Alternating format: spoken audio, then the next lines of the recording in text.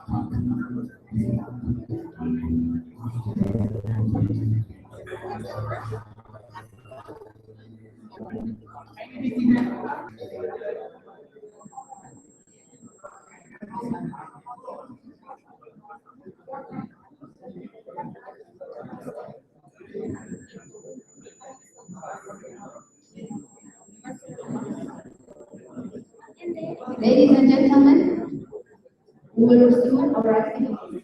Please assemble back your chairs.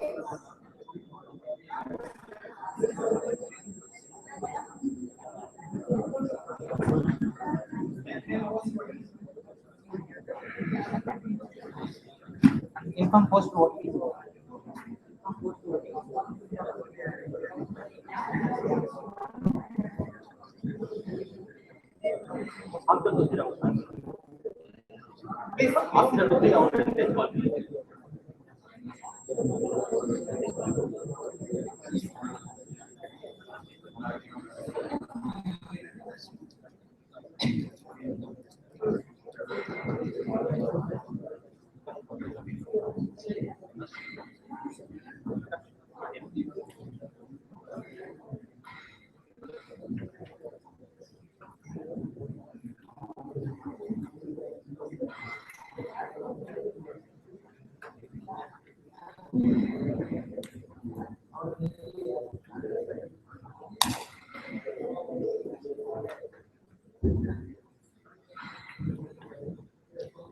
At this moment, the post voting is over. We will resume our activities. Now we are into the next session. I would like to invite Dr. Raja, lecturer in chemical engineering, to introduce our speaker.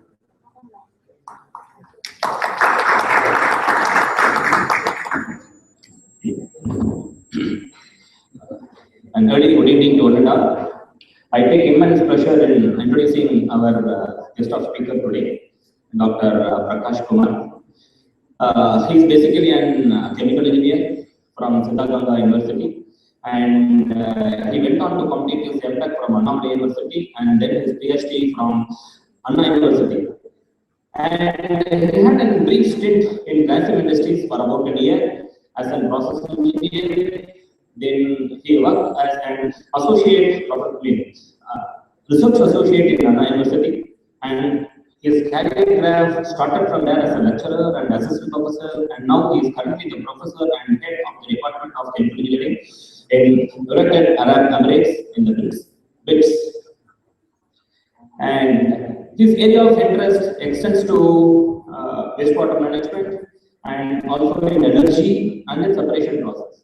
His hobbies includes driving a long ride on a car and also watching science fiction movies. With this introduction, may I call upon Dr. Prakash Kumar to deliver his speech on mass production of microalgae for industrial applications. Please.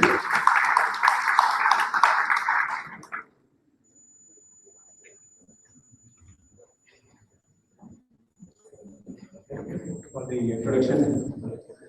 Yeah, I know that after your meals you may have slightly sleeping. Surely I've taken about it. In the morning, first lecture was about the food, and it was about the energy. So after the energy food, my topic is related to the food and energy. It's about the microalgae. Thanks for the coincidence for Dr. Ramos. Yeah, this is about current developments in mass production of microalgae for industrial applications. I'll just give the highlights about the microalgae, algae cultivation methods, uses of algae, work in laboratory, laboratory, console design, as well as the design and fabrication of the PBR and major challenges. Before going into the algae, I like to touch upon the basics about microbiology. It's about the interdisciplinary with respect to biotechnology as well as the chemical engineering. As Madam pointed out in the morning, it's about she said more about the chemical engineering, and I am also taking care of something about the biotechnology. We know that archaea is about the basis of our whole kingdom of single cellular microorganism. So it includes about the bacteria as well as the eukaryotes, which are studied in our S2. So there is a basis for the prokaryotes and the eukaryotes cell organization. Moreover, to define about a cell, it's a small space. If you talk about the micro level, it's going to be of microorganisms. So cell is going to be very, very small, very smaller than the micro levels for the microorganisms. And this cell organization pattern is classified basically into prokaryotes and eukaryotes. Prokaryotes doesn't have any sort of the nucleus we see in and eukaryotes, which has sort of the enclosed nucleus membrane, and it has a complex layers for the various functions to carry out in the eukaryotes. But it's not going to be that much complex in the prokaryotes. The size of the prokaryotes is much smaller, almost 10 times smaller than the eukaryotes. This prokaryotes cell organization in the domain which includes the archaea and bacteria. Eukaryotes, the cell organization pattern which includes plants, animals, algae, as well as the protist. Protist is nothing but a protozoa. Protozoa. Proto is the first, zoa is the animal. It's about the oldest kingdom of the, we can say, animal zoos, where they are the heterotrophic life organisms. They can consume and transfer in terms of the energy by having the complex food materials. It's one of the single cellular material. It's one of the single cellular microorganism. And as it is able to do a single cell, it can also perform the all tasks of life, even if it's a single cell microorganism. To study of, we know that the photosynthesis is nothing but the getting food using light energy. It can convert by using the carbon dioxide as well as water in terms of the chemical energy, which is in terms of carbohydrates, such as sugars. So we have known that these algae also does the same way how the plants does it. And the overall classification of your autotrophs and heterotrophs is also in terms of the photosynthesis for the autotrophs. Autotrophs, auto is about the self, troph is about the feed. Photoautotrophs, by using sunlight energy, it can feed on its own by fixing the carbon dioxide either from the atmosphere or it can supply in separately. So those are nothing but the plants, most of the algae, and some bacteria, pure cyanobacteria. And heterotrophs, which cannot fix the carbon dioxide from the atmosphere. So it have as in terms of the organic carbon substrates, sort of the sugar, starch. And this in the classification of animal fungi, many bacteria, azoles. So to collaborate about by using these basics, we can able to understand about what actually the algae is going to be where it has come. By unknowingly, it is not in this world, 50% of this photosynthesis is being done by our algae. So we do get oxygen. Actually, literally, it takes the carbon dioxide from the atmosphere and then it gives out the oxygen so friendly to us. So it's one of the cyanobacteria is a phylum of bacteria that obtain energy through photosynthesis. It's also called blue-green algae. The study of the whole algae is called phycology. So we can also divert your higher study into the phycology if you're interested in the algae. There are thousands of different algae species that are available, and major classifications with respect to the red algae, brown algae, as well as the green algae. The color is varies with respect to the chemical composition it happens, and amount of the characteristic area fixed on carbon dioxide or any other specific chemicals like phosphate or nitrates. So to have still more in-depth knowledge about the algae, the size is almost 2 to 10 micrometers. Just imagine our hair size is around 40 to 50 micrometers. So such a small cell, single cell microorganisms. It is one of the fastest growing plant in our planet.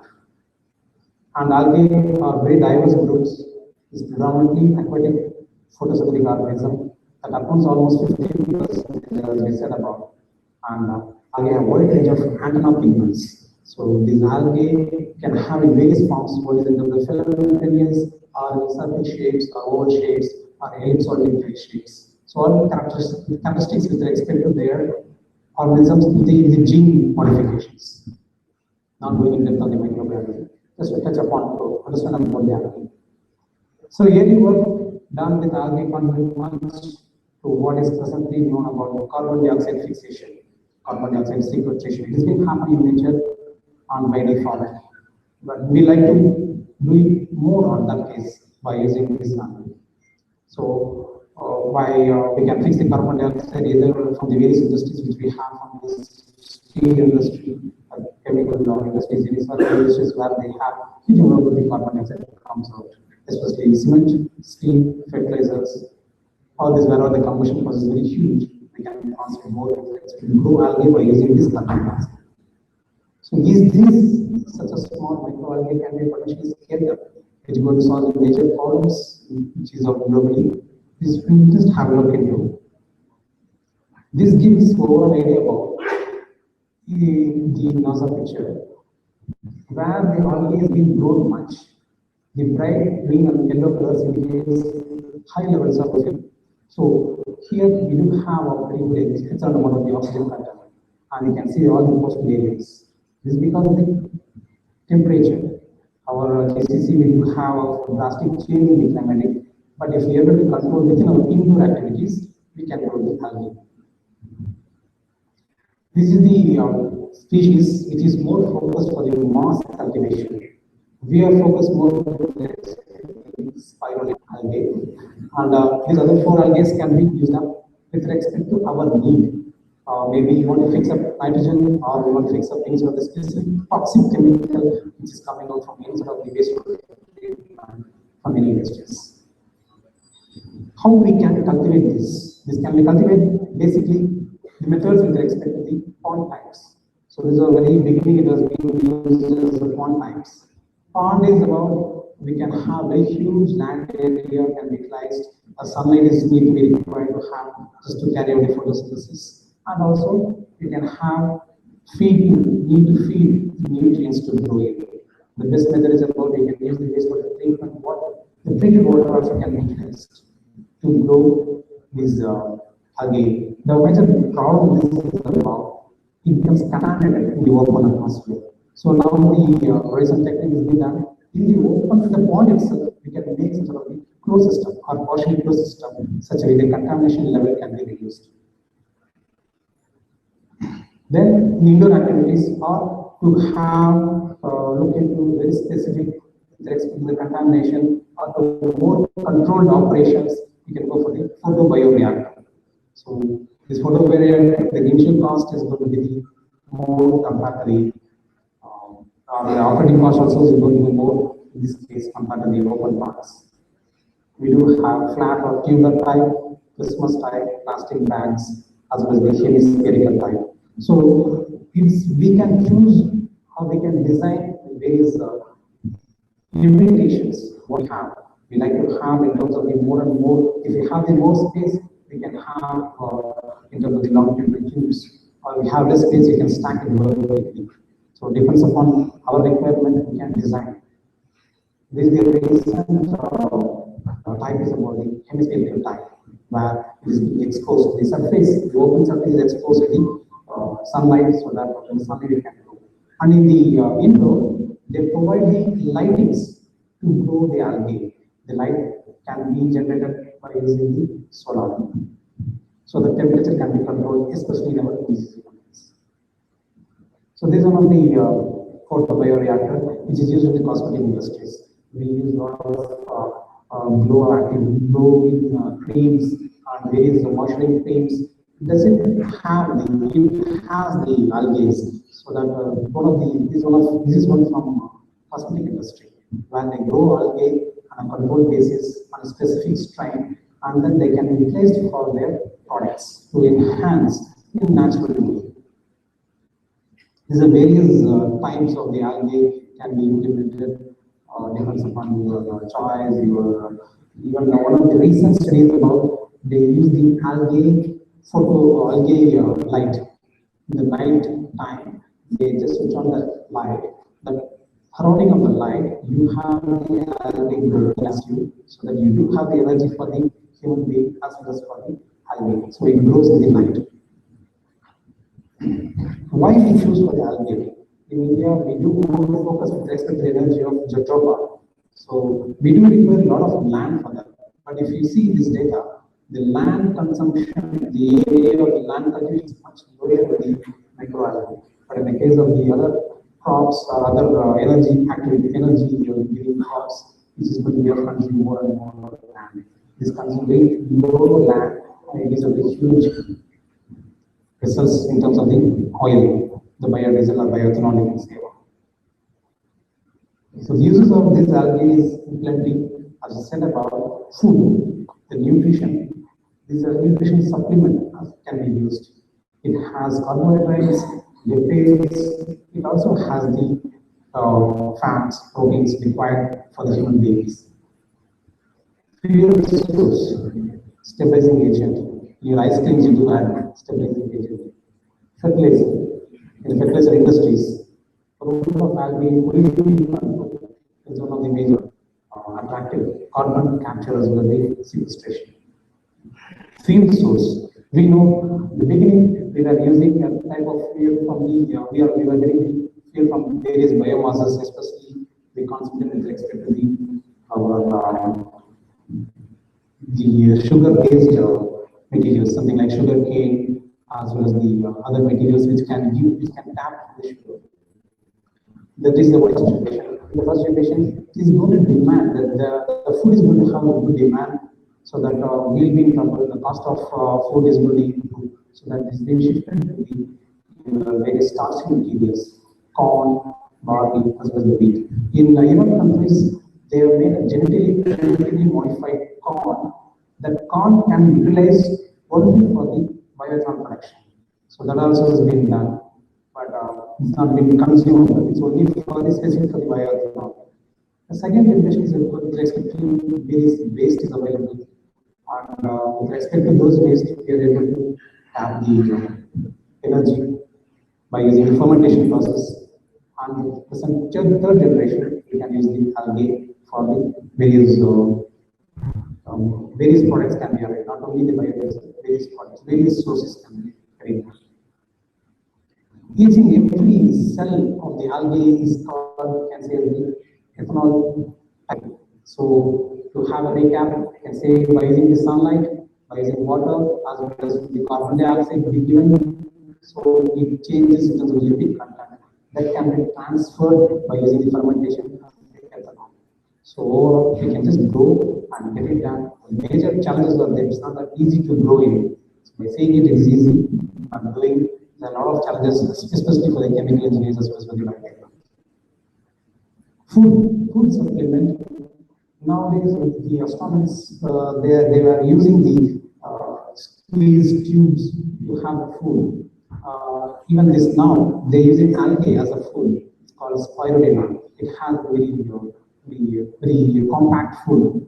Just has a packed in a tablet, so that for the morning food, instead of having our what are the proposed everything, you can have as one tablet. That's more than enough for the morning food. For the lunch, you can have 2 tablets. For the astronauts, especially, it becomes more easy. But our body doesn't take immediately. We need to have to practice, and that takes up the slow dosage goes on.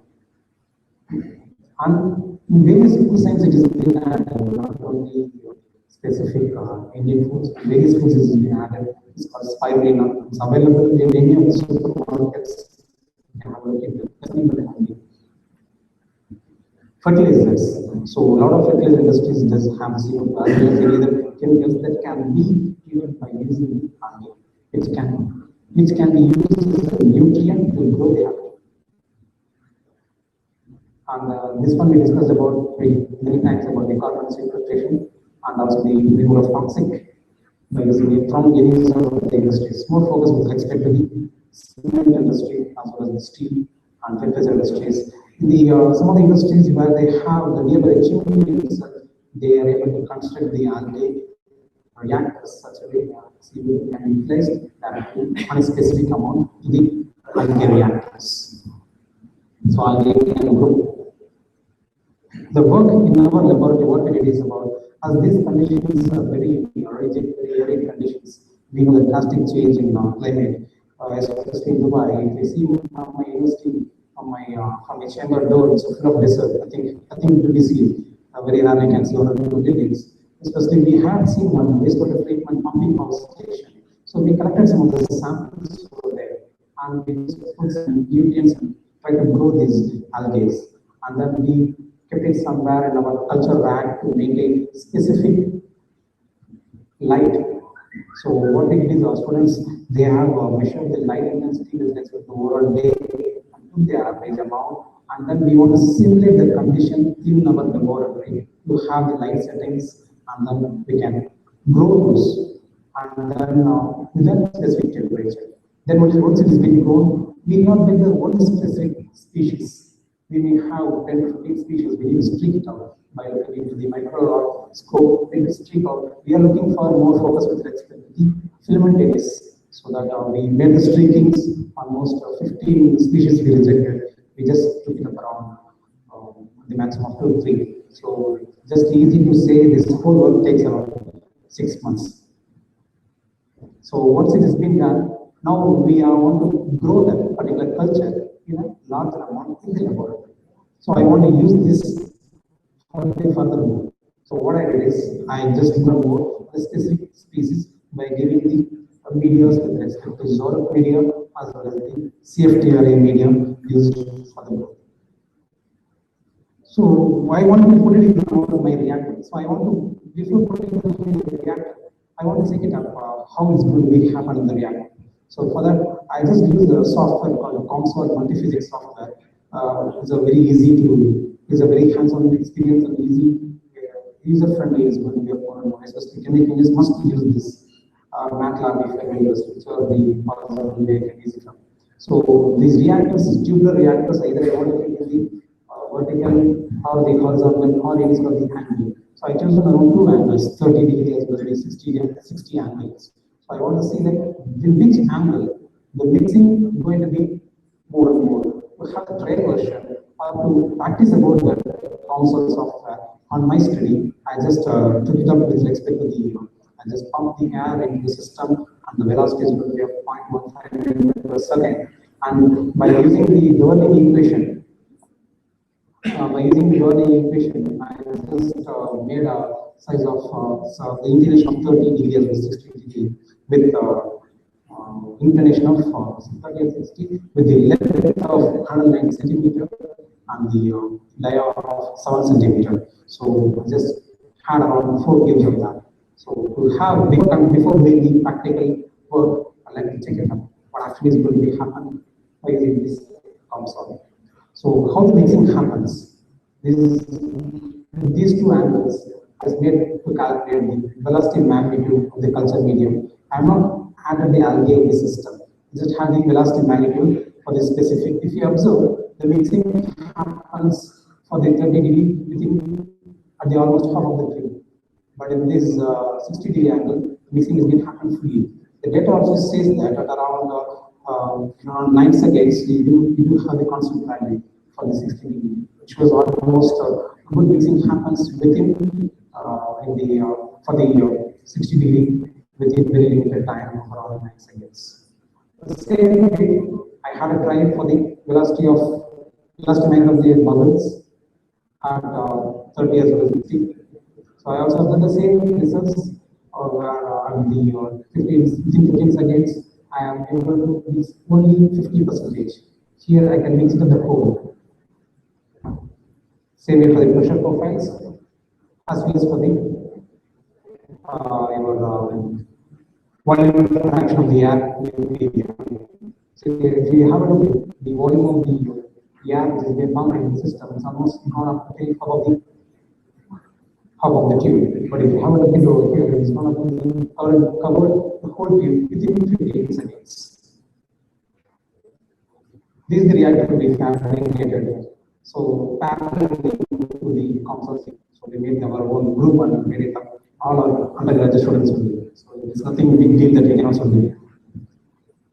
We made some we made then we want to take it furthermore. So we for the easy, for the flexibility, we just chosen this specific material for the angles, so that we design such a way that our angles can extend on any direction, either in the height, either on the depth, or in terms of the inclination. So either you can increase the capacity so that we can angle the walls, so that we can do various modifications when we require.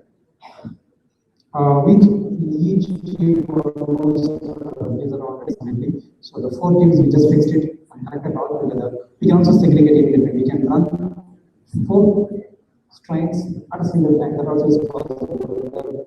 And at the end of the tubes, we made the control chambers where we can control or where we can monitor its temperature, pH, composition, and nitrate compositions. Various sensors can be on. So the whole setup is ready now. So we want to use this system by using the air to pump into the system.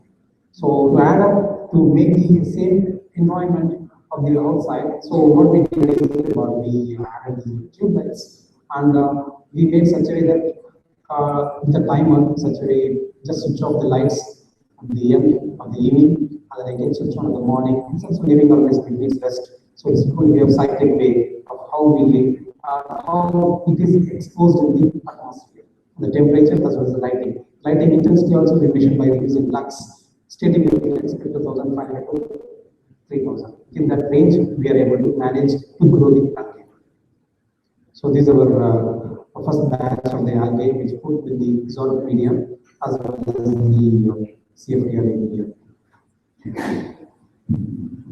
Now, the challenges with respect to the chemical engineering. Till this part, we can say about the biotechnology. My biotechnology students were helping on this now. This is about the chemical engineering concepts where how I can look into the various parameters controlling overall system, delivery of light, CO2 transport, culture mixing and radiation, control of pH, temperature, frequency of light and dark cycles, nutrient feed, the operation loss, contamination, scalability, all these are the challenges. Each dividend is challenges for the engineers. So the overall idea thinks about the average time it requires to stabilize. So around 14 to 16 days it takes. Beyond that, the growth is decline. So we can fix up that particular day for ADM studies on future basis. So the growth, protein, chlorophyll, dry mass we studied by using through nutrients and for the spiral. The same way, with the light, with respect to light intensity, algae doesn't require more light. If it is a more light, more bright, it just becomes dried up. It doesn't grow. You can see any of the places there is a stream of water, there will be an algae stick up. Same thing over here. It's a fully dried up. If it is a full sunlight, especially in the summer, it will be of dried up. It doesn't grow. Same thing here also. You can see that the more sunlight doesn't grow. Instead of adding some more terms in this, what I did is we did the experiment with respect to the treated water, with respect to the sterile water, and also the fresh water. So treated water from the municipality, which we use it for various plants and trees. The same water will be placed. Of course, it has a lot of various minerals, so we not need to use the minerals separately. So the cost of growth is going to be reduced. Harvest of biomass. So how we can get back those growth biomass, either by the chemical method or by the physical method. Chemical method doesn't solve much about. So we went to the physical method, a simple separation technique by using the cloth. And this is gives an overall picture about the algae till the end users. Now we are if you see the users not from the your fuels, we can go for various biodiesel as well as the biogas and co-products. You can use it. Depends upon the species which you select, depends upon the application which you are looking for. So once how we can get the oil from these, the main simple techniques is about just expel, press it up, and get it back, the oil. Something like how we get the oil from the sunflower seeds. It's about 70% only is applicable. The another known method is about the extraction, the leaching, where we can use a sort of solvent, benzene or benzene or the hexane is one of the classical solvent which is used for the leaching. And the other recent techniques about supercritical CO2 can be utilized to extract cell percentage. But we can go for hexane itself comparatively much cost less compared to the supercritical. So I would like to know about what is the species you're looking for. What actually you're looking for? Lipid, or looking for the carbohydrate food, or you look for the protein for the food for feedstocks, live feedstocks for the water we eat, chicken, fish, everything we need to feed. So algae also can be used as a feed. So depends upon that we can choose the specific species to grow. So our species are just working. I'll just show you about the 30 seconds video, our algae, which we have grown now. So this algae is called the wild type algae. So here you see the clear liquid. So it doesn't have any sort of the turbidity. You see nearby flask, you can see the turbidity is there, the filtration becomes much major problem. So that we chosen this particular species, the favorite species by us. It's about this species we have known Kilani campus in India. It's also deserted condition. So we want to use that as the condition is in Dubai. We want to use that species to this study, and then we like to see how they affect it. And the challenges, especially in the of how much algae is being produced per day. It is required of 500 kg per day per 1,000 liters. There is a thumb rule for any algae production. And the lipid content should be of more than 30% of the production cost. If we just able to succeed all these 3 points, we can get it and grow the energy from this algae. So this is my research group who is our professor biotechnology from my research students. So he has made the patent with respect to the specific species which we are working on. It's called wild algae. So we do have algae in our cases also. So we have 4 campuses over the year, the same curriculum, same textbooks, same type of teaching, even with respect to the telepresence. And I also invite you people, especially students, you can come and visit, take a training of 2 weeks in our institute in Dubai. So you're always welcome. I had a talk with that also. Either any student from anywhere in the world, they can come and take your winter break or summer break and come and have a look at it. Thank you very much.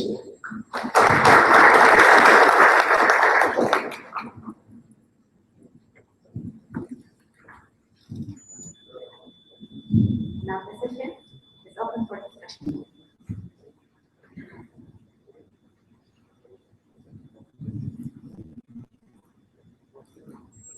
Hello,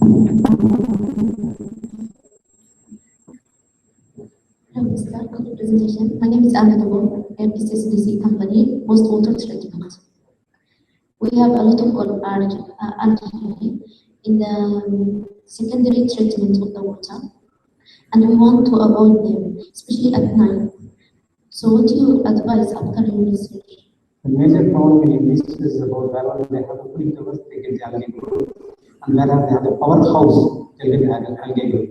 That is because you are having CO2 nearby. So that it is a food for them, so it grows. Really what they do is they treat this with methanol. The gas, yeah, so that what happens, the nitrate goes off, so that algae doesn't grow. One more method we can use is ozone. It's effective where if we use the ozone generation, we can avoid. This is another one we are doing in the ozone. So we use the ozone wherever you don't want to grow the algae. We can observe those, and the food for the algae can be found now. And the algae productions can be literally we can make it, especially it happens in the cooling towers. The cooling tower recirculation system. We not need to use the ozone continuously, just only take pulses. The best thing can be done. Do you think the life will be a solve? It is a solve for this algae, especially in a big tank for treatment in our labs? No, not in that way actually. It's a separate technique is there. I can. That's only in laboratory. Yeah, I can really use a separate technique is there. Just giving that by using methanol, we can get it done. All technology I can give. And another thing I have, another question. You say that there is three types of algae, red algae and brown algae, and another green algae. Can you tell us a brief between them and who is the harmful and who is the useful for human? Yeah, some of the algae is very harmful to us because what happens, we just see some specific species which takes up the nitrogen, doesn't give the oxygen. That's why algae can come in the autophototropes as well as in the photoheterotropes. Autophototropes as well as the heterotropes. So in both the cases, if the algae is in the heterotropes, it is a harmful for us. Blue, green algae, blue is there. Some of the ponds, maybe algae may be there. They must have kept the caution board. Do not enter into this pond because it's algae growth is there. It is very, very hazardous to the human beings. So there is a specific species like hero villain. Sorry, I have several questions for you. Okay. And another thing, you said there is a useful for algae, like a food supplement for people, protein and lipid, and also carbohydrate. So can I say that algae is a raw material for human? Not a raw material. Not a raw material, but we can produce second carbon and ethanol from it. Yes. It is not a raw material. It is not a raw material for the human beings. It's needed supplement for the human being. If you select a species called spirulina, if you take any other species which gives more of the lipid content, from that we can produce the biodiesel. And also for various species we can produce both the hydrogen and the Thank you.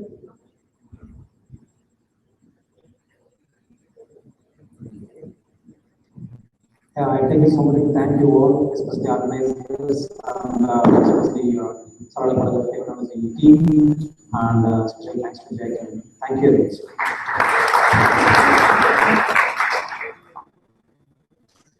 Now we are into the next and the last session. May I call Dr. Rakesh, a chemical engineering lecturer, to introduce our last speaker.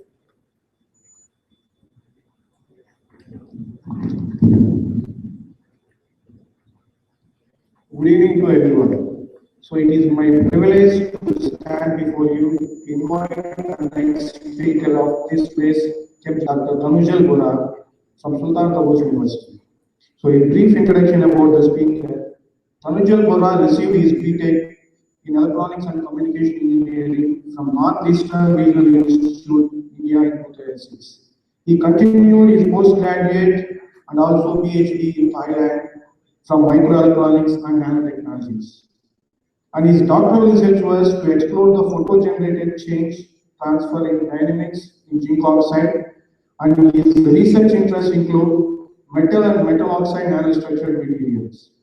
He is currently a postdoctoral research fellow at Chair in Nanotechnology in Sultan Qaboos University, Muscat. At the same time, he published various types of research papers in highly peer-reviewed journals, both in international and national level. So in this regard, I would like to invite Dr. Dhanujal Bora to give his lecture on nanotechnology. Welcome.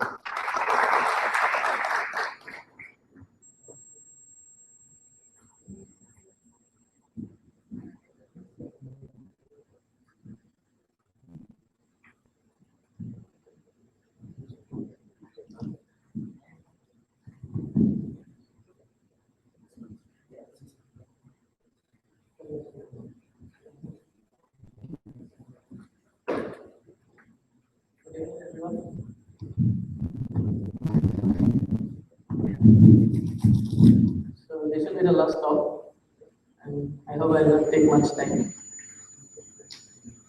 Before I start, I would like to thank the organizers for giving me the opportunity to stand in front of you and deliver this talk.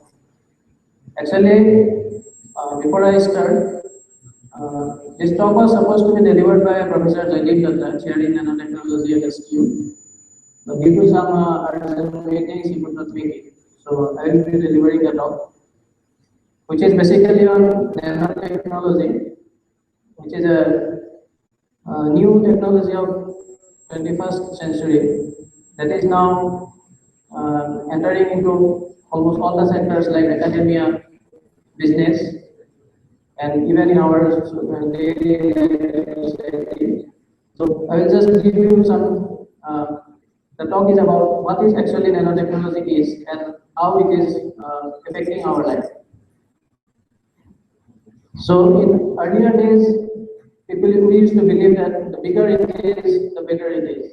If you look at the human history, the Great Wall of China, the pyramids, the Colosseum, these are all big structures humans used to make, and they are still standing today, telling about our history. But as time passes, we started to move towards smaller things, and then we came into the era of computer, followed by the electronics, and then this is the picture at the left is the first transistor that was made in the laboratory. You can see they have used some paper clips to make this transistor. And today, with the computer technology, in a small chip, we can put millions and millions of these transistors just in a 1 centimeter of space.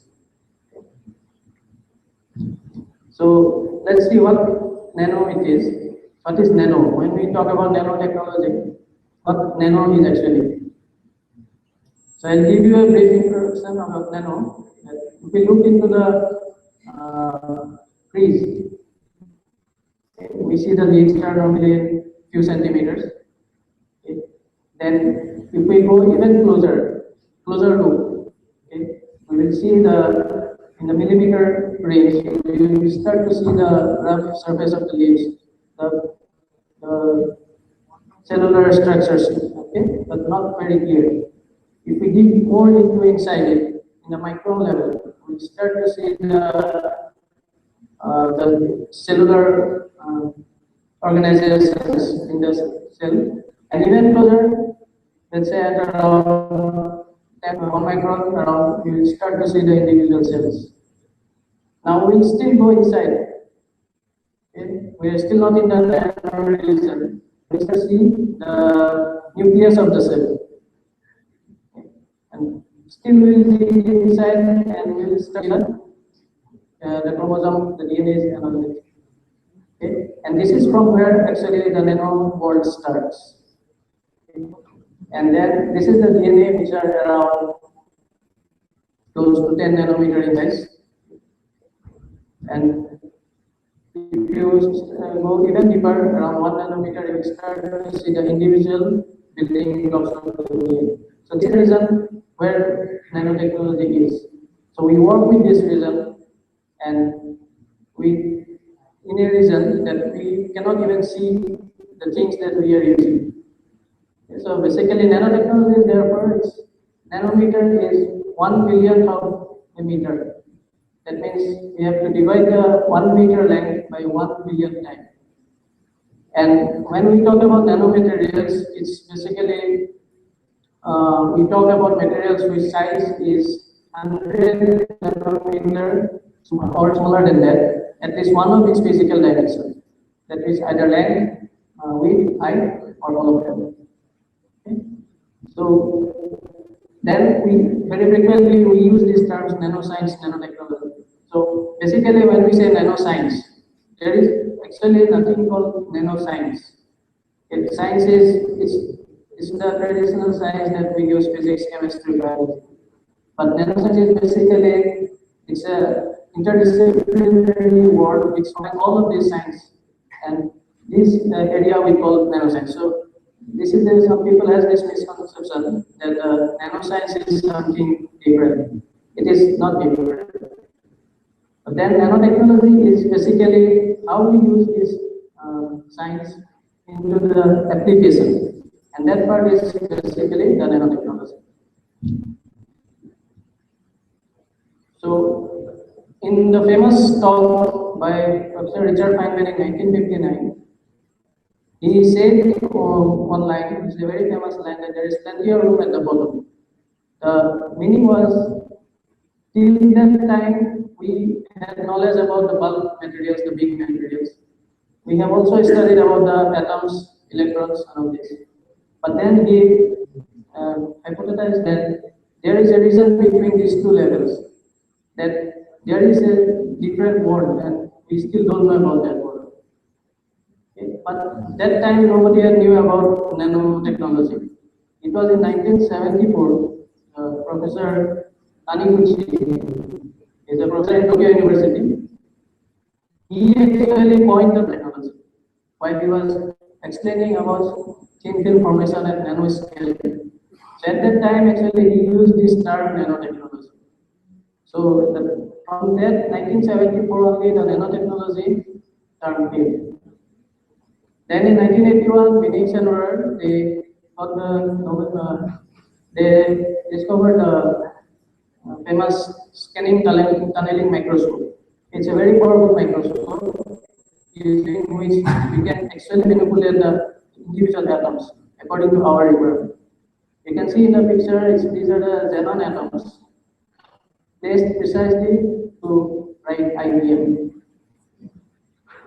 Then in following years, 1985, Carl Proto and Smalley, they invented the C60 atom, the buckyball.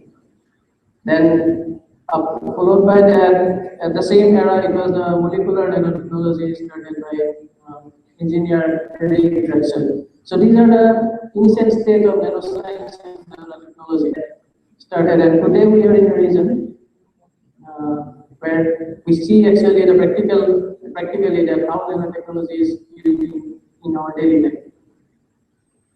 But when we talk about nanotechnology or nanomaterials, we need to know why they are so different from the other things. The reason they are different is only because of their size. They are so small that the gravitational force has no effect on them. And the electrostatic force is very important in that time. For example, even when we are standing here, so everybody among us, we have an electrostatic interaction. But we are so big that we don't feel that interaction. For us, gravitational force is more important. But for nanomaterials, it's completely opposite. And due to their size, they are very highly unstable. So they rely on the quantum mechanics, and the classical mechanical models doesn't work in that way. And due to their size, the area that we get compared to the volume is very high, the surface to volume ratio. And in that reason, it's the random molecular motion is very important to these materials. These are some properties of the nanomaterials because of which they become very active. And these are the active properties that we utilize to either make something new or improve something which is already in existence. For example, if I take a cube of 1 centimeter each size, my total surface area is centimeter. Now, if you start to break into 1 millimeter cubes, my surface area will increase to 60 centimeters square. But my volume is still the same. Same cube, if I break into 1 nanometer size cubes, my surface area will increase to 60 million times, 60 million centimeters square. But the volume is again same. So that means using the same amount of material, just by increasing their size, we can increase the surface several orders of time. And that is the most important thing about the nanomaterials. Now, I'll give you some examples that nanotechnology is actually exists in nature, and truly speaking, it is actually not a very new technology. Thousands and thousands of years ago. Only thing is that we are realizing it today, and that's why it is new for us. Everybody of us, we have seen the gecko, they can climb anywhere. But the reason they can climb anywhere is, if you look at their feet, the feet is actually made out of small, tiny nanostructures. You can see these are around 100 nanometer structures. And these structures, when they stick to the wall, develops the van der Waals force. Okay? And that is the force because of which the gecko can climb anywhere. Similarly, we have this lotus leaf. This location of the lotus leaf is they never get dirty. They're always clean. They're naturally it's a self-cleaning surface. And the reason behind it is when we look under the microscope, these surface of these leaves contains nanostructures again around 100 nanometer square, nanometer size. That means nature has developed these things many years before, and that's why we call nature so perfect. Then another example, this slide is actually very interesting. I added it this morning because this first time I came to Salala and I saw so many coconut trees. So I thought I will add this slide. Coconut trees are actually it's a natural desalination unit. You can see there are so many coconut trees just next to the sea, but the water that is inside the coconut, so naturally they do this desalination. They reject the salt from the water. And till now, actually, we still do not know exactly how they do it. And the day we know how they are doing it, we'll probably solve one of the most difficult problems that today we face, the water system. But these are some examples that exist in nature. But it's not only nature, even we human have done it many years back. This is a famous stuff, it's called the stuff, it's a Roman era. The interesting property of this light cup is when we shine light on it, it appears green. But if you allow the light to pass from inside the cup, the color changes to red. And later, when it was analyzed, they found that whoever made this cup, he used silver and gold nanoparticles inside it. Silver gives the green color and gold gives the red color. That means if somebody asks what is the color of gold, and if we say it's yellow, it cannot be the right answer. Gold actually also red. It can be blue also, it can be green also, depending on its size. Similarly, mostly in Europe, you see all these colorful windows glass. These windows also use basically these colors. They come from the some metals or some metal oxide nanoparticles, and that's the reason. After even so many years, this glass still the colors are intact. There is no fading, nothing. If we use today's colors, after a few 5 years, 10 years, the color will start to fade. But from centuries, these structures are still standing. There are many more examples These are the ceramic bowls. Those are used during the 20th century. They also use this gold, copper, different metals, metal oxide, nanoparticles to create these colors in those utensils. And similarly, this interesting sword is called Damascus sword or blade. This sword is made up of using one of the world's toughest steel. And the reason we found recently when we looked under the microscope that the sword contains tiny these carbon nanotubes. Carbon nanotubes are very important material. They are stronger, maybe 100 times stronger than steel, but at the same time they are 100 times lighter than the steel. These swords are actually originally made in India, and during the Persian invasion, it was taken to the Persian region, and now they are in the Syria, in the Damascus. And from there, actually, it was discovered, and that's why they gave the name Damascus. Now, with all this time and all of these technologies have gone, we don't know how people have done it during those days without any industrialization, without any machinery. So we have no idea how they did it, whether they did it knowingly or unknowingly. Nobody knows.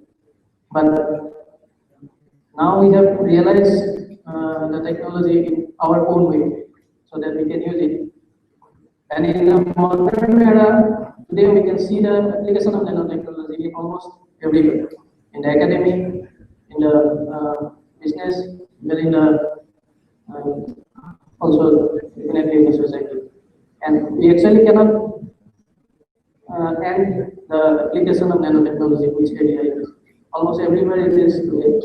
And these are some of the application area in industries. For example, we call it hydrophobic surfaces. It's basically the surface which does not like water. Okay? In the textile industry, they are developing this type of textiles so that you don't need to wash it like the way we wash it today.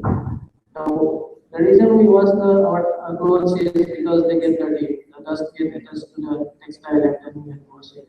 But then if you make it hydrophobic, the dust will attach. But then you just need to dip your clothes in the water and then just remove it. So since the surface does not like water, so water will not stick to the clothes. So clothes will be dry, but it will take away all the dust. Similarly, in the toilets, the surfaces, because once we use the toilet, after the use for some time, it becomes weak. So in order to reduce those things, we are developing the hydrophobic surfaces. Nanotechnology is also used in the sports industry, and actually it's used from many years now. And some examples in these tennis balls, football balls. They give some nanocoatings to these balls so that it does not it increase the life of these balls because of these nanocoatings. But it's not only limited to this, even in the golf area and tennis, badminton, all these sports industry, they are using this nanotechnology today, mostly the carbon materials, carbon nanotubes, graphene. For example, to make a tennis racket, lighter, but at the same time stronger. Then in consumer products, we have lot of products which use nanotechnology today. The personal care products like the sunscreen, it contains zinc oxide nanoparticles to absorb actually the UV light. It's not the lotion which is absorbing the UV light, it's the nanoparticle present there which absorbs the UV light. It does not allow it to penetrate our skin. And actually we cannot finish the application of nanotechnology. Another industry is the food industry, especially the packaging and all this. A lot of work is going on in this. there are still a lot of challenges also because some of the nanomaterials they have toxic properties. So there are a lot of research going on, and we need to be very careful also when we handle these nanoparticles or other nanomaterials. And here in SQ, what we are doing is we have a team of around 20 people, and our vision is to be an internationally recognized center of excellence in nanotechnology, mainly in water desalination area, because our main focus is water desalination and purification. And we also want to promote the application of nanotechnology in this region through research, capacity building, as well as dissemination of knowledge to students, industry collaborators, and other people. So our main objectives are to mainly develop nanomaterials and their applications, especially in oxidation and water purification. And also, we are also looking at the other local problems. Probably we can develop some applications to solve these problems, especially Oman or the Middle East area. So I'll just give you in brief some of the research that we are working on it. As I said, our main focus is water desalination. So we are working with this technology called capacitive deionization. This is a very simple technique for water desalination. Mostly it's the reverse osmosis that is using, but capacitive deionization is another alternative that we are trying to look at. Specifically, it's nothing but two electrodes, call it, and they are just parallel to each other. And one electrode is positively charged, and another electrode is negatively charged. These electrodes are made up of carbon fibers. You can see in the image. These which are nanometric in size, and they provide a very high surface area. Now, the principle is once this salt water passes through these two electrodes, because of the positive and negative charge, the salt ions gets absorbed to the electrodes. So from the other end, only the pure water comes out. Now, here in the picture, the left, I'm showing one of these cells that we call. This is a single cell, and this size actually has a surface area which is equal to half of a football field, which is compact into a 5 centimeter by 5 centimeter area. And these cells we can object into one or the other to increase the capacity of the system, because this is a prototype that we are developing now, because we don't believe that just doing science in a lab is enough, because if we cannot bring it to the something useful, then the science has no meaning actually. So we are developing this prototype now, and this can give us almost this around 20 cells are stacked here, and this can give us almost up to the drinking level quality of water. But yes, one thing I have to tell here that we are not using this device currently for seawater. We are targeting for the brackish water only. But yes, seawater can be also done, but for seawater we need to have more cells to be used. But one of the advantages for this system is it does not require any high pressure system. So the energy consumption is less. Plus, since it is simple, it's cost effective also. At the same time, we also use the technique called photocatalysis. We use different types of nanostructured materials like nanorods, cubes, particles, and we synthesize these materials in order to degrade the contaminants that are present in water. Because one of the focus area for us is the produced water in the oil from the oil field. Like per barrel of oil, they produce almost 16 barrels of produced water, and this number will increase to 20 barrels in the next 2-3 years. And all these waters are nothing but waste. And the water contains many organic contaminants. It also contains microbes, and definitely the oil is there. So our goal is to can we purify this water to reuse it? Probably not for drinking purpose, but at least for agricultural purpose or some other purpose. So idea here is to develop this photocatalytic catalyst, basically, these are materials which works under the sunlight. Okay. Once light falls on these materials, they generate some very highly reactive radicals, and these radicals they kill these microbes or degrade the organic contaminants present in water. So we have tested these things on textile dyes. You can see in the picture that when we started the it was blue in color, but after treating with these materials, after some time, you can see the water has become almost clear. Similarly, we have tested it also for phenol, which is one of the waste that is found in the produced water. And we can see that in almost 5 hours, we can reduce the phenol content in the water. We are also looking at now is other organic contaminants like Vitex and some small amount of diesel oil and all this. But those results I haven't shown here. But apart from these, we also work with in the membrane technology area, where we are working with the chemical engineering department at SPU to develop some smart membrane. One of the biggest problem in the membrane is the fouling of the membrane. So we are developing some smart membranes where we have incorporated some nanoparticles inside the membrane.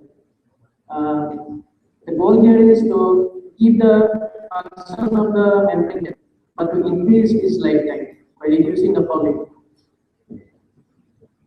Similarly, we also work with synthesis of different particles like magnetic nanoparticles and other for water desalination purpose. And then we also work with the nanofluid for heat exchangers. And we also work in marine science department in collaboration with them. We're using some nanomaterials. We are creating a nano coating that can reduce the biofouling. Because if you look at the fishing industry of Oman, one of the biggest problems they are facing is the biofouling for their fishing boats, fishing nets. So we are creating some biocompatible nano coating for this, which can be applied simply like a paint or something on the surface that can reduce the biofouling and can increase the lifetime of these fishing boats and fishing nets. So these are some, in summary, some of the areas that we are currently working. And with that, I just finally want to say that it's like nanotechnology is something, it's nothing but it's a tool, and it depends on the user how we want to use it.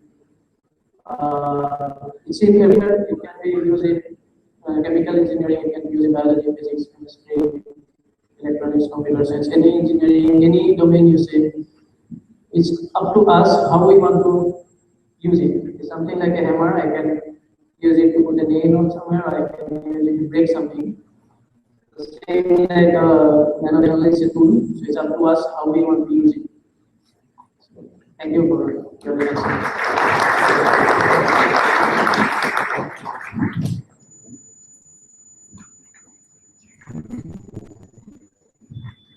Now the session is open for discussion.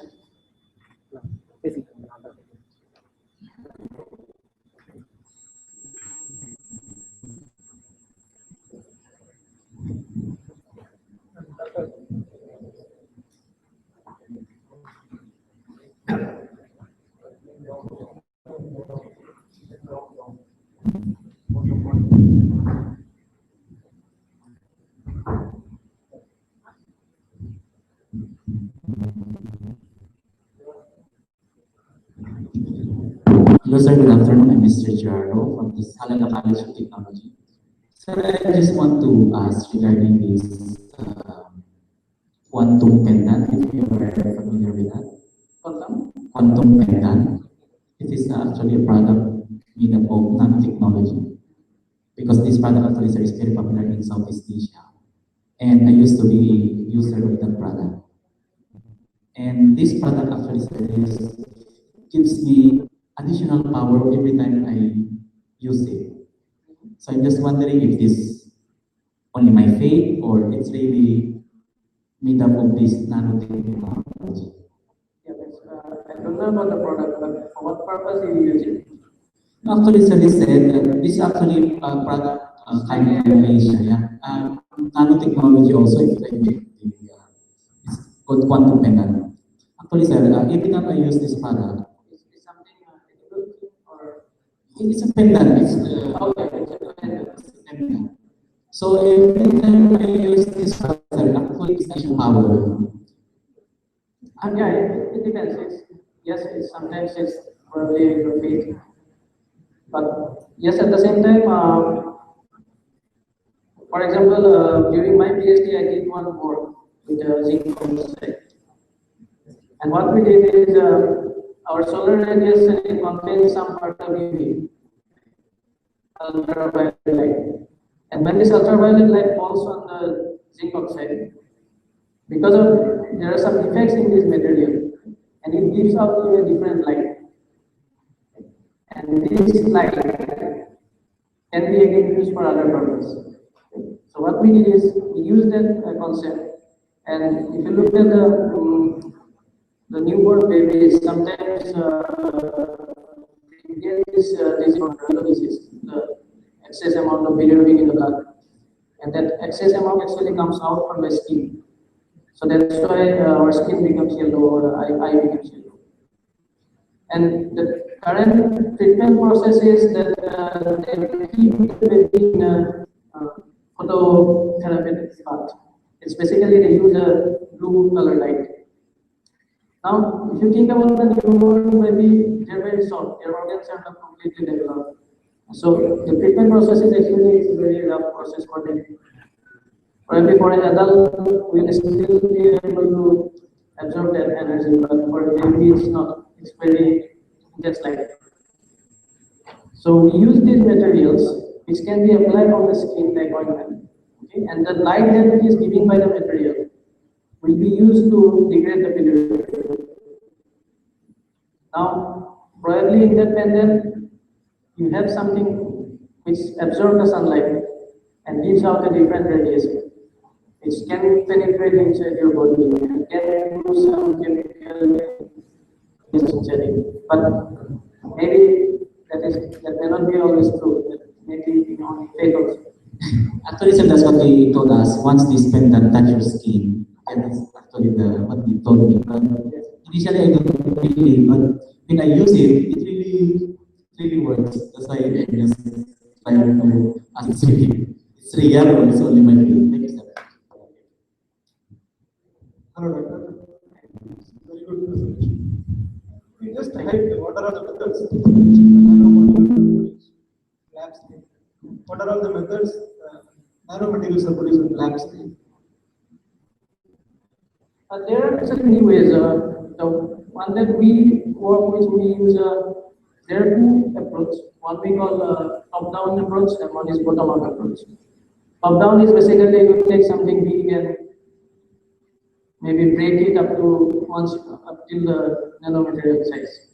And bottom-up approach is like you bring the molecular and atomic level in the like with chemical synthesis, get the ions and so on, and you assemble them to make the nanomaterial. So that is bottom-up approach. Now we work with the bottom-up approach, and we work with the wet chemical synthesis process. But at the same time, you have a dry synthesis process like chemical vapor deposition. And there are many ways. Even ball milling mechanical process is there. You can do milling process to make the nanomaterials. But for industrial purpose, It depends. Like some of the chemical can be energy intensive, so those are not industry friendly. But that's why we mostly work with water related sectors, so that we can work with the low resources. And this can definitely be Doctor, is it possible to use the normal mechanical operation equipment for the manufacturing nanomaterials? Can we use normal mechanical equipment like crushing, grinding equipment, what we use in industries? Yes, can use, but the problem is one thing that is important in for nanomaterial is their size. So when you use the mechanical processes, the controlling of the size is very difficult. Like chemically, we use capping agents, stabilizing agents to control the size of the, so that we can precisely maintain their size. But there are some mechanical process, this type of control is difficult.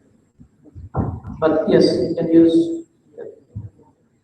Can we use this technology for helping the human beings for a bigger growth or organ development? You see, I can give you a very small example. Like if I just go out and collect some water from somewhere, it's not drinkable water because we don't know. But if I, as I showed you the carbon cloth that we use for the CPI system, the black fiber, it's basically looks like cloth. I put that cloth in that water and let it be there under the sun. So what will happen? This carbon will absorb the sunlight. It will start to radiate heat, and this heat will actually evaporate the water. So if you can condense that water vapor, condense it, and then you will get a drinking water. It's a very simple solution. Means you don't need any machinery, nothing. You just need this cloth, and it's just carbon. There is nothing else. There is no object, and you can just use that.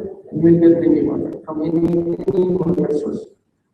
But yes, the problem is it's a very slow process. Maybe you will wait for 2-3 days to drink a glass of water. But these are some small things that doesn't need much scientific background, which we can teach the local people. We can, for example, we have a lot of clays available in Oman in this area. The clay contains these nanopores. It's a very good filtration filter actually. So using these clays, we can also filter water from the groundwater mostly. Then I gave the example of the coconut tree. That is another system that these guys must be bring to the local people.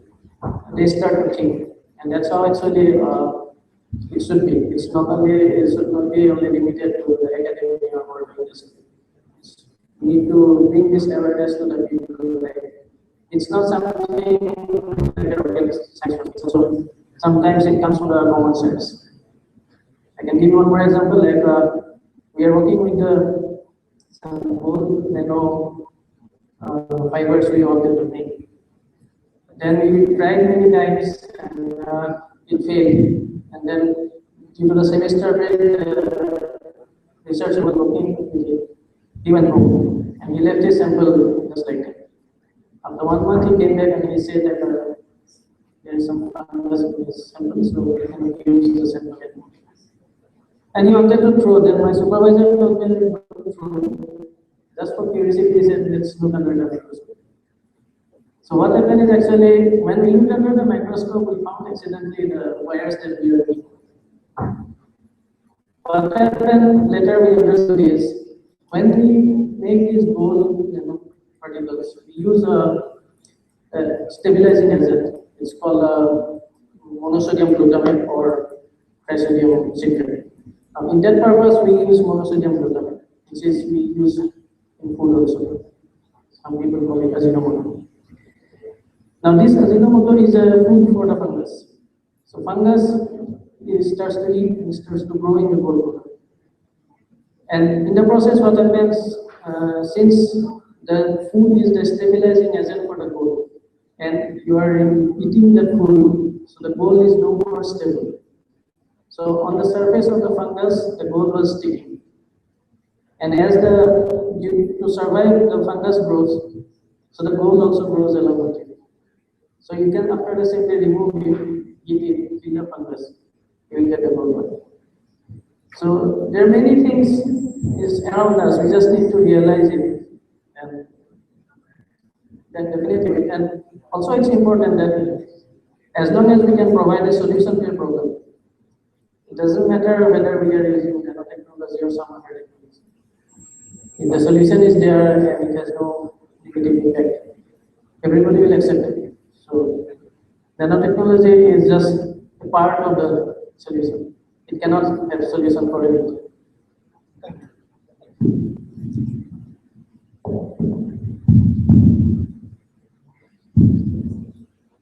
Yeah. Hello, Dr. Dhanaj. This is Dr. Shabnam from Salala College of Technology. Your presentation was very informative, and being a nanotechnologist myself, I enjoyed it thoroughly. I would appreciate if you can enlighten the audience about some of the hazards and dangers posed by nanotechnology to the environment and to the human life. Thank you. Yes, actually, that is one of the very big challenge in the nanomaterials because most of the nanomaterials are still unknown to us. We don't know what negative impact they can be. Because, for example, in Europe, I think Samsung has started this nano washing machine with silver nanoparticles. And then later they found that from the washing machine, the silver goes into the oil system and finally reaches to the aquatic animal. And then the silver, it's a well-known antimicrobial agent, and it started to kill the useful microorganisms and also has effect in the fish. So now they have banned those washing machines in all Europe. I think almost only few countries are having those washing machines. Almost everywhere it is banned. And the company also, I think they stopped producing those. Similarly, there are many other nanomaterials which were found, like they can do this mutation in the microorganisms to release to the environment. So yes, they have a lot of toxic effect, and many of these effects we still do not know. And it's a very big research area actually, and many people are working in that direction. But yes, every coin has both sides, so you have to be basically careful when you use these materials. Doctor, it's a very interesting topic, and I would like to know if it's possible to use this technology for eliminating corrosion, because as you know, in all for oil industry, most of the common problems that's causing corrosion. Is it possible to use this technology to eliminate the corrosion, especially for oil pipelines? Yes, there are ways to reduce the corrosion. Before I came here, I worked in a project in Malaysia, which is water treatment plant. So they also face this problem, the corrosion problem. And we came up with a proposal that since it was a water application, we came up with a proposal that if we use basically mostly the pipes and others, we coat the surface with a nano coating, which makes the surface hydrophobic. So then the water interaction with the surface will be minimum. And that way is not 100%, but at least up to some extent we will be able to avoid the corrosion. But yes, in the oil industry, and also we might have some possible solutions. And I think there are already many more people working towards anti-corrosion coating using nanomaterials.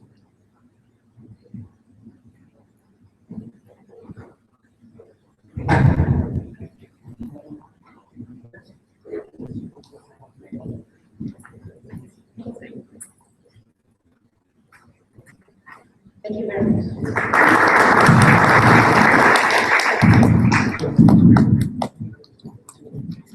I will call the Engineer Jayakaran to announce the names of the judges, speakers, and the guests.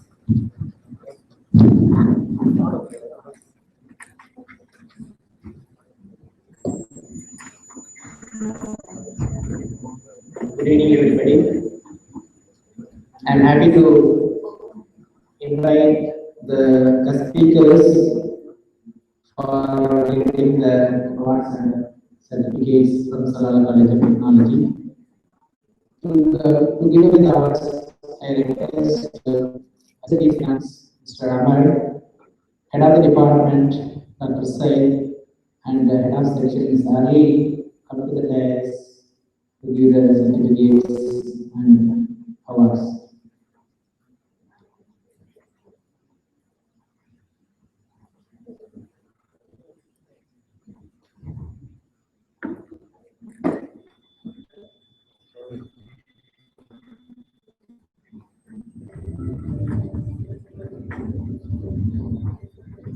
Okay.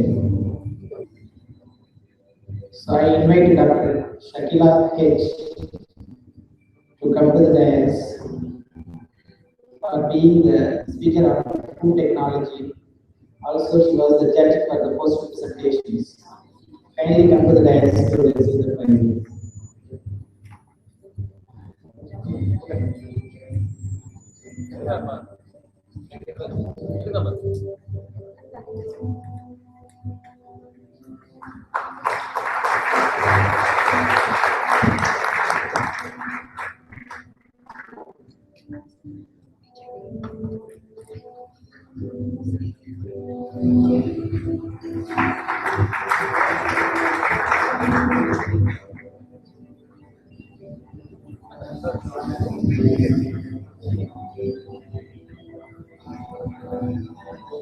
Next, I would like to invite the performance manager of Salala Micron Company, Engineer Javed Akhtar, to come to the dais to get the awards.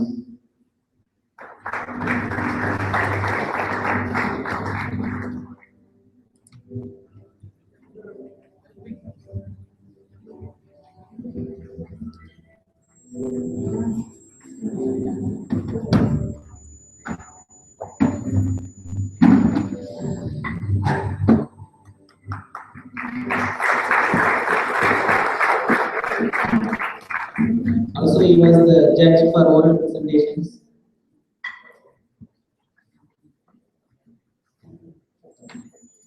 Next, I would like to invite Dr. B.G. Prakash Kumar, Another Department in Chemical Engineering, BITS Dubai, to come to the dais.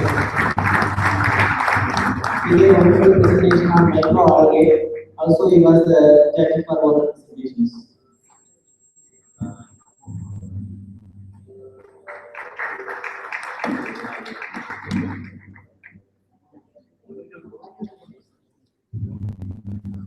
Next, I would like to invite Dr. Bora, Sultan Qaboos University.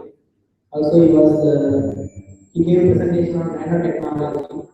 He was the judge for oral presentations.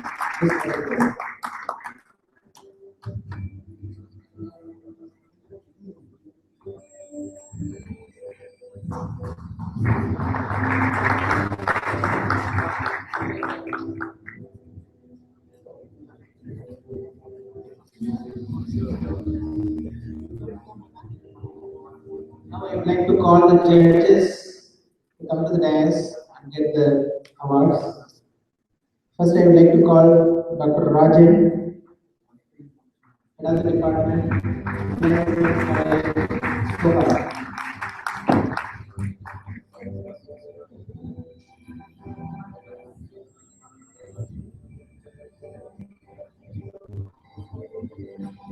Dr. Prakash, lecturer in chemistry, Salala College of Technology.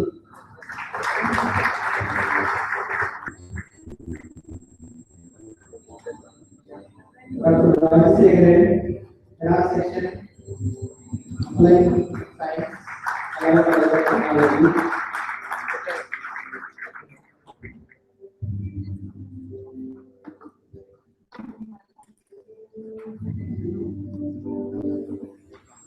Dr. Nagarajan, lecturer in mathematics.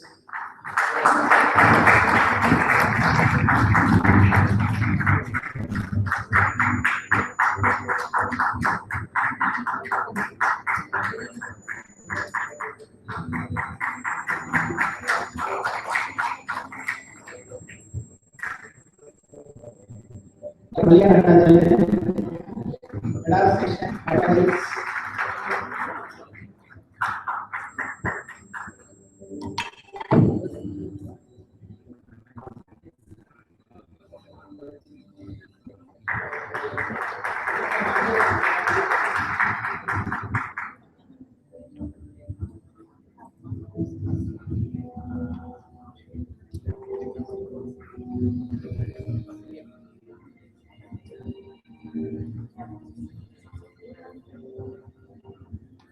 Wait for another few minutes. The results are being prepared.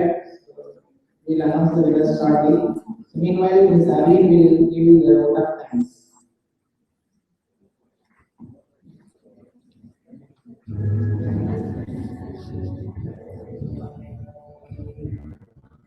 It's a great honor and privilege for me to be called upon to propose a vote of thanks on the occasion of the chemsymposium 2015.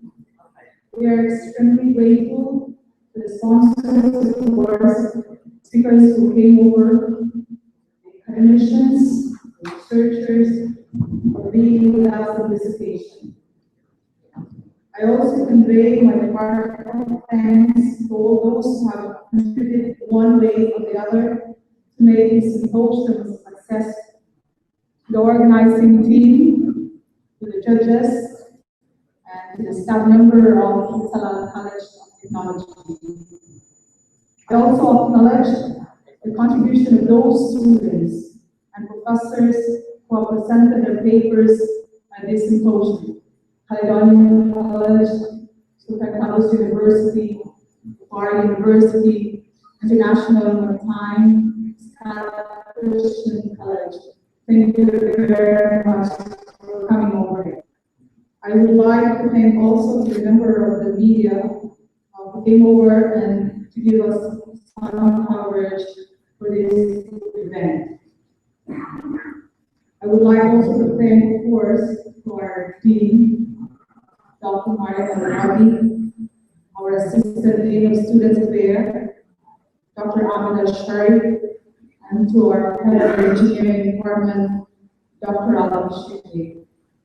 Thank you very much for your encouragement and persistent efforts to make this symposium possible. And once again, for all the support and your participation. Because of you, all things are possible and became successful. Thank you.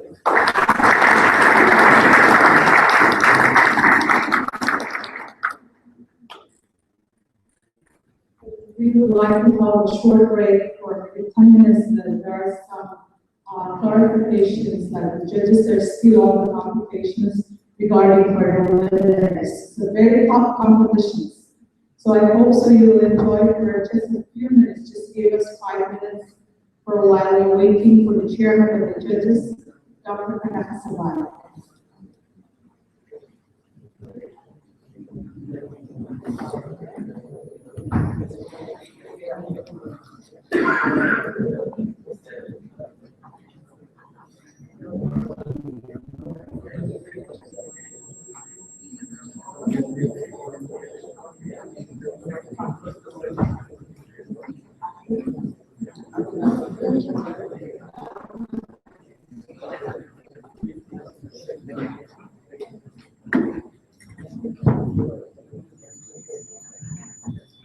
Now we will proceed for the announcement of the winners. May I call Head of Engineering Department, Dr. Sahib Sheikh, and Acting CEO of Operations Cement, Mr. Abdullah Hussein, to hand over the awards.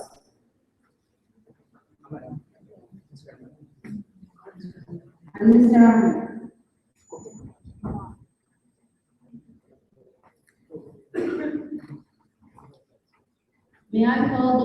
Sabai to announce the names of the winners.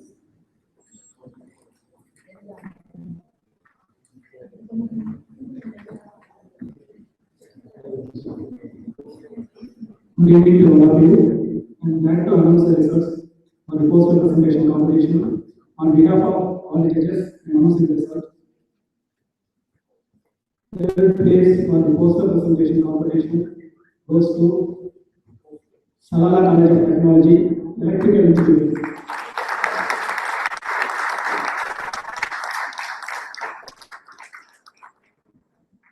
Second prize for the poster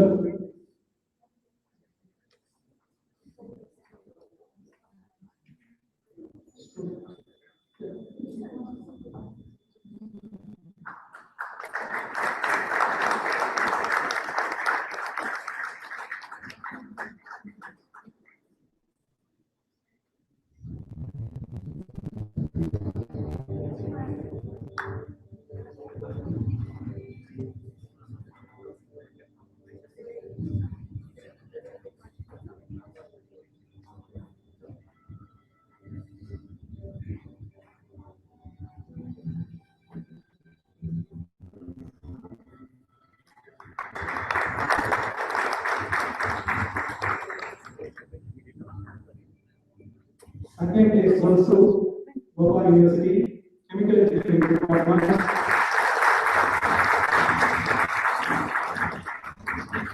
For the final place in the source temperature relationship of Omani engine oil. Please come on, collect your prize.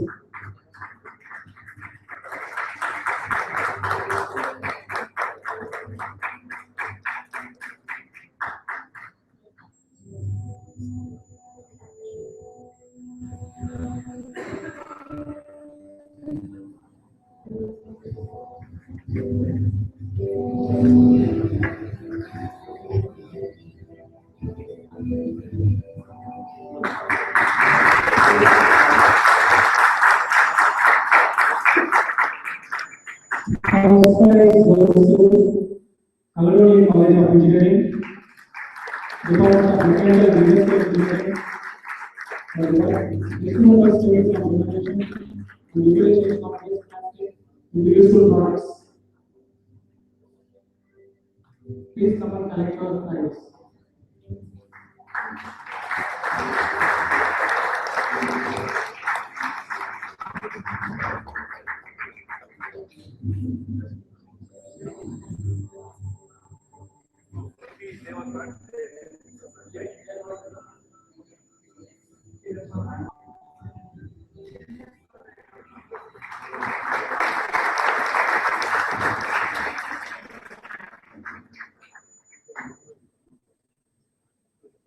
Now I will announce the result of our presentation. First prize goes to third prize goes to Bhopal University.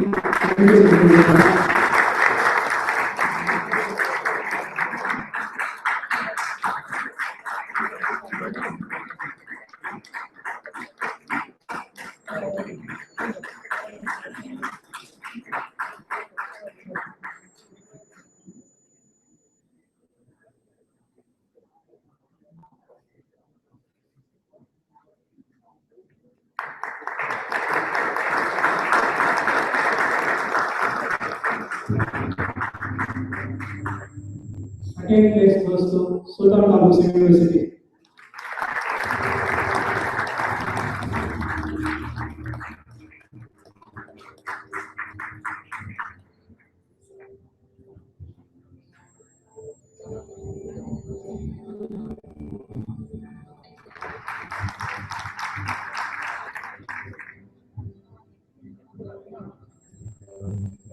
First prize on the world presentation goes to Kaloroni College of Engineering, Department of Mechanical and Industrial Engineering.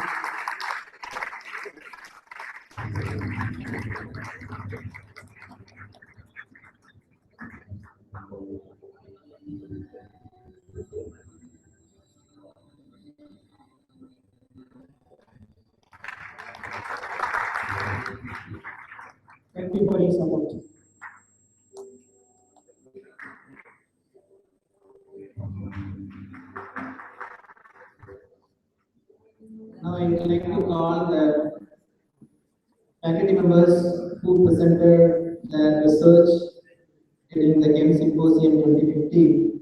I would like to call Dr. Rajan, head of the Department of Chemical Engineering, Applied Science College, Sohar, for his wonderful presentation on accreditation and assessment of chemical engineering courses.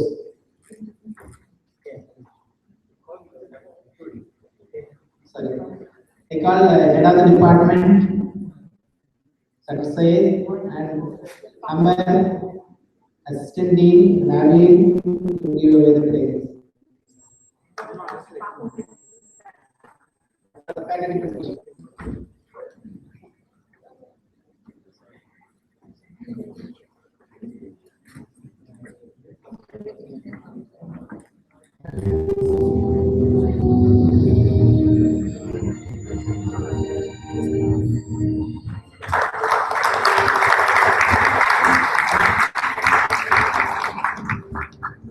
I would like to call Engineer Kumar Das for his presentation on corrosion.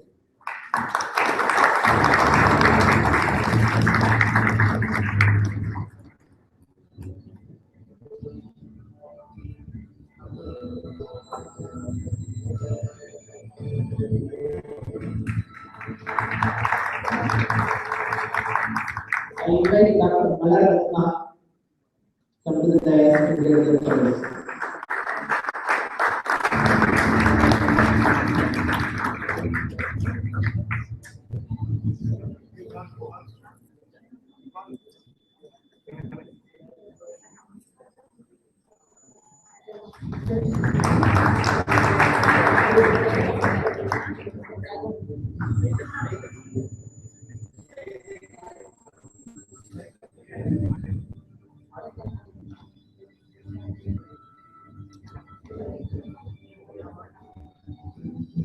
Call Dr. Kanakasabai, who was the chairman of judges.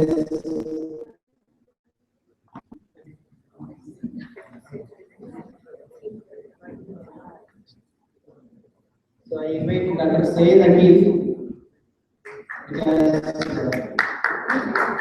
he gave nice presentation.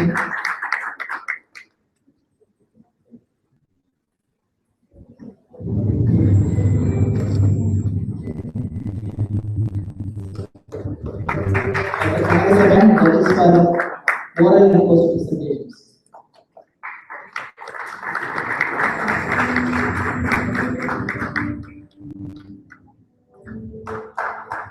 Thank you, everyone. Please listen to our advertisement announcements.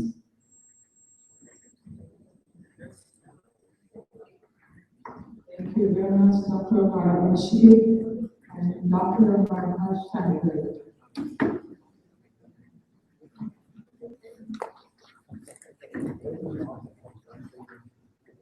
Ladies and gentlemen, thank you very much for attending our symposium. We hope you had a great time and carried the memories with you. We will be happy to have your feedback to advance our professional development of the college. Please enjoy the rest of the evening and enjoy your evening snacks. Thank you.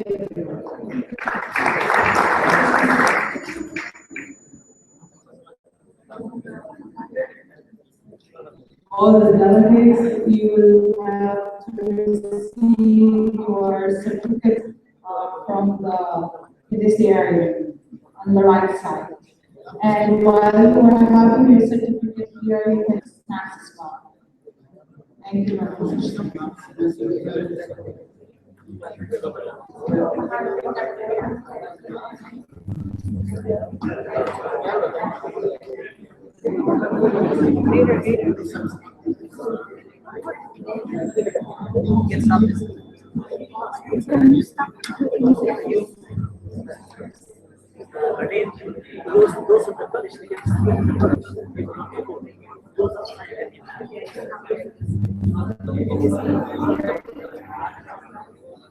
much.